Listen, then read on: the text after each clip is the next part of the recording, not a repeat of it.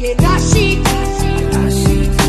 Cooker में से चने निकाल दिए और खाली कुकर गैस पर चढ़ा दिया चढ़ा दिया चढ़ा दिया। बंद करो यार, बंद करो इस गाने को, साला दिन रात यही गाना चलता रहा दिमाग में। बंद करो यार इसे, बंद करो, हाथ जोड़ के मैं।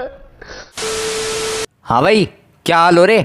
आज मैं बात करने जा रहा हूँ एक ऐसे कार्यक्रम की, एक ऐसे शो की, एक ऐसे सीरियल की जिसका नाम सुनकर तुम्हारे माँ बाप, दादा दादी, चाचा चाची, बुआ बुई, फूफा फूफी, मौसा मौसी, तुम्हारे घर के बुढ़े बुढ़े से लेकर 2 महीने के बच्चे तक को इस शो के सिर्फ एक ही किरदार का नाम सबसे पहले याद आता है। Any guess for this?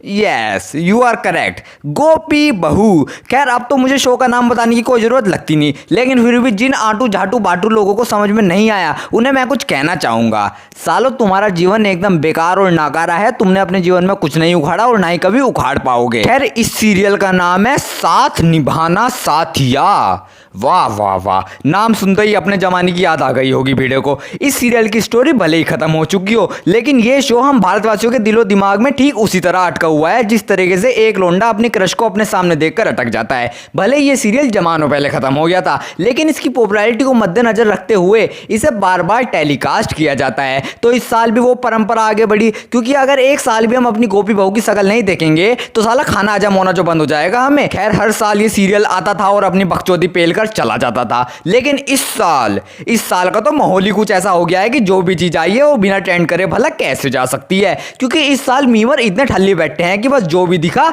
Meme बनाओ। आज चमेली कोठे पे नहीं गई, मीम बनाओ। आज चमेली 5 मिनट लेट कोठे पे गई, मीम बनाओ। आज सल्लू भाई ने करण जोहर को आग मारी, मीम बनाओ।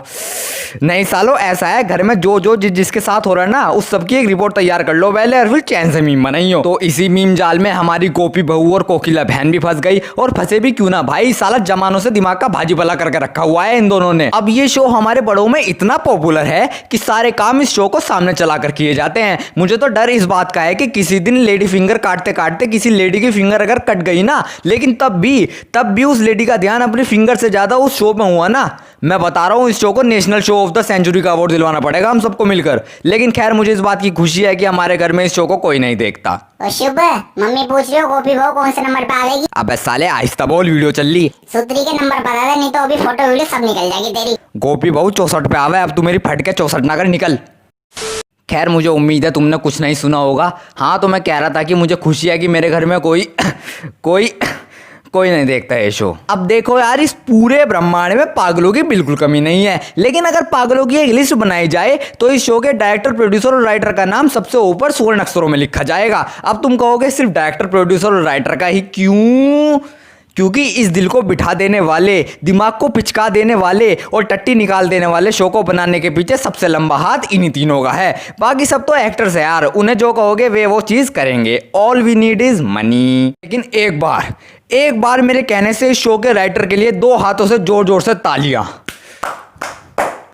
अबे चमन चिलकू से कौन सी भांग पी के स्क्रिप्ट लिखा है तू ऐसी? नहीं, मेरा तुझसे एक सवाल है। तू इस ब्रह्मांड, इस संसार, इस दुनिया, और अगर तू इंग्लिश का ज्यादा बड़ा लुल्लू बन रहा तो तू इस राउंड अर्थ पे क्या सोच के पैदा हुआ था? देख, अगर तू कहेगा कि मैं स्क्रिप्ट लिखने के लिए पैदा हुआ था, तो साले ये जिन्हें तू स्क्रिप्ट कह रहा है ना, इन्हें स्क्रिप्ट नहीं कहते। ये वो चीजें जो तू सुबह सुबह निकाल कर खुश होता है, परम आनंद प्राप्त करता है। देखो यार, जो लोग इस शो को देखते और समझते हैं खैर देखना ही बहुत बड़ी बात है, समझना तो बात की बात है। मुझे नहीं पता तुम लोग दिन रात सुबह शाम अपने खाने में कौन सी घुंटी डालकर खाते हो जो तुम इस शो को सहन करने की क्षमता रख पाते हो। नहीं यार, इस बात के लिए तो मैं तुम्हें एक सैल्यूट देना चाहूंगा। लेकिन ना एक बात और कहना चाहूंगा, तुम सालों सिंगल ही मरोगे। तुम भी पोपट लाल की तरह शादी का रिश्ते ढूंढते रह जाओगे, हर एक मैरिज ब्यूरो में फिर लोगे, अपना बायोडाटा देता फिर हो, लेकिन तुम्हारे से शादी कोई नहीं करने का, फिर चाहे तुम कितनी पतंगे उड़ा लियो शादी वाली। खैर इस शो का सबसे डरावना किरदार है हमारी कोकिला बहन। अरे मेरी काहे की बहन। इन मोहतरमा का खौफ इस पूरे खानदान में इतना ज्यादा है कि कोई चींटी भी इनकी आंखों में देखकर गेहूं का दाना वहीं धर के उल्टे पाव वापस चली जाएगी। वो तो इसका बस नहीं चलता, नहीं तो बच्चों की सुहागरात की रात को भी बच्चों को सुहागरात बनाने का टाइम बताती। देखो बच्चों, रात को 2 से 4 तक बनानी है सुहागरात, उसके बाद मनाई तो। अब चलते हैं इस शो की सबसे भोली किरदार गोपी बहू पर। ये गोपी कृष्णा की गोपियों से भी ज्यादा सीधी है, लेकिन इतना सीधा होकर भी क्या करना जो हमें लैपटॉप और कपड़ों के बीच का सरल डिफरेंस नहीं पता। साला याद रखना, जो लुगाई लैपटॉप को बर्तन धोने वाली जगह पे धो के कपड़े सुखाने वाली जगह पे सुखा सकती है ना, यकीन मानो वो तुम्हारे दिल के साथ तो क्या, तुम्हारे शरीर के हर एक हिस्से के साथ चुटकियों में खेल सकती है। देखो यार, अब आ जाते हैं इस शो के साउंड इफेक्ट के पास। खैर साउंड इफेक्ट तो इंडियन टीवी सीरियल्स की आत्मा, परमात्मा, खात्मा, पात्मा यार सब कुछ है। और इन लोगों के पास ना सस्पेंस साउंड इफेक्ट के बजाय और कोई साउंड इफेक्ट होता ही नहीं। अब इसे देखो। मेरी सैंडल काफी गंदी हो गई है, तो क्या आप इन्हें साफ कर देंगे? आप इसे यही छोड़ दीजिए। अबे सिर्फ सैंडल साफ करने को ही तो कहा है, कौन सा अपना कलेजा फाड़ के दिल निकालने को कहा जो ऐसा साउंड इफेक्ट बजा रखा। अगर ऐसा ही होता हो तो फिर तो मैं जब भी अपनी मम्मी को कुछ कहता हूँगा तब ये वाला म्यूजिक जरूर बजता होगा मेरे पीछे। मम्मी खाना बना दो। मम्मी नए कपड़े ला दो। मम्मी मैं अपने दोस्त के जा रहा।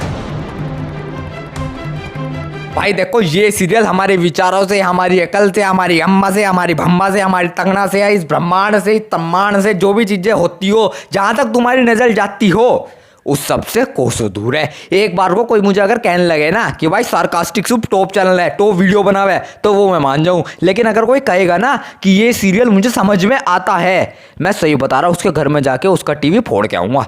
बस भाई बस, मेरे से और नहीं होगा। ये हूटर कहाँ रह गया? चलो भाई, हूटर भी आ गया।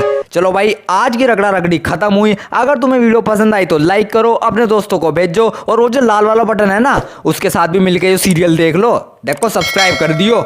अगर तुम्हें मेरा पीछा करना तो ट्विटर इंस्टा का लिंक नीचे है, जाओ जाके वहां पीछा करो। मैं मिलता हूं तुमसे अगली वीडियो में, तब तक के लिए बाय बाय। कल मेरे साड़ी पर जूस गिरा था और मैं नहाने गई थी। तुम चने कुकर पर चढ़ा करके मेरे पास आई थी। तब रसोड़े में कौन था? मैं थी, तुम थी, मैं थी, तुम थी। कौन था रसोड़े में?